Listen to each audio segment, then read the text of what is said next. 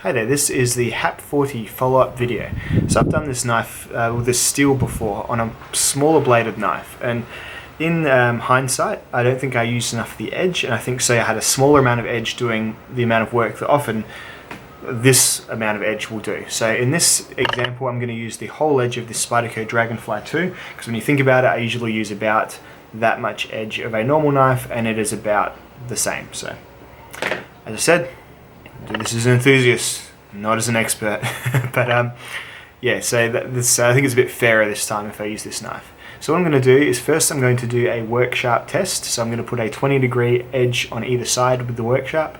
It's kind of a polished finish from the blue belt, and then we'll cut a rope with that, and that'll be the number that I put in my main sort of list of numbers. And then I'll do as an unleashed test.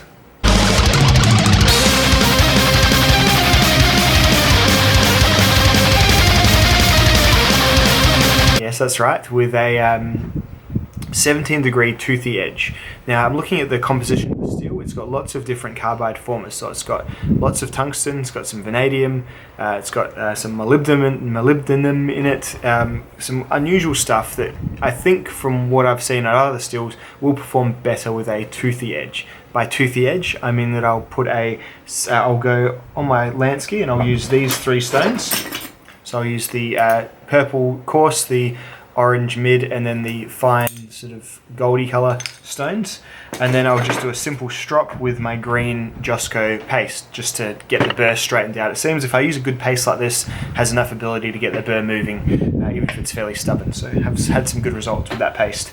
So yeah, it's it should be an interesting video. I'll start off with I guess a bit of discussion. So this is a Japanese steel, very frequently used in kitchen knives. It's not a stainless steel. It doesn't have much chromium in it at all. I'll put the list up, or the specs up of it now, and I'll actually put I'll put it up next to ZDP 189, which is another sort of Japanese high-end, powder steel that's used in these sorts of applications, and you'll see that they are actually quite different. So ZDP is really just going for like death by carbon, and then it has lots of chromium in it, enough to actually call it a stainless steel, but then lots of that chromium is being used just to stabilize that carbon to make it a bit easy to polish and easy to work with. So let's have a look.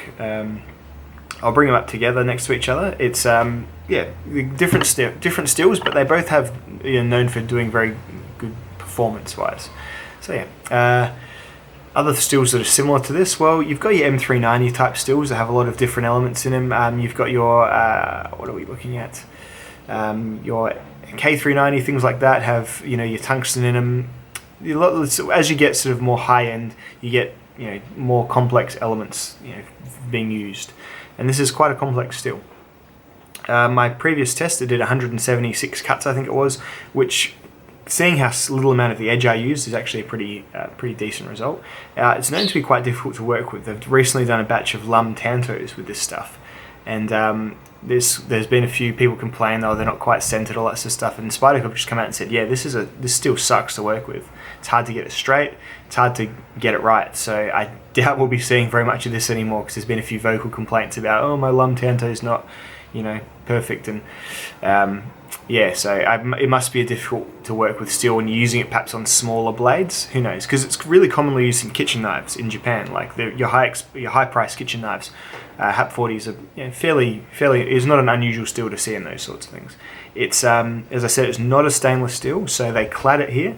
I'll actually show an up-close photo of this knife. You see there's a darker portion of the steel.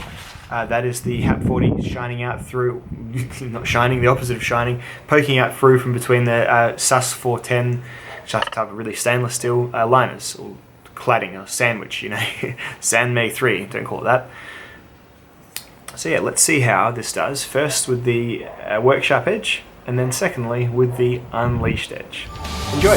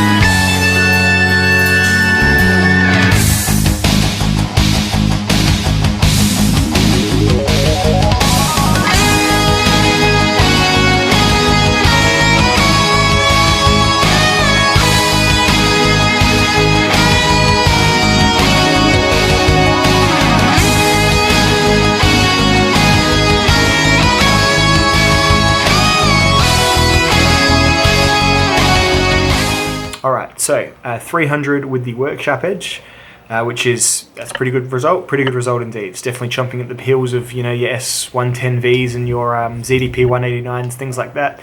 It's a good number, so happy with that.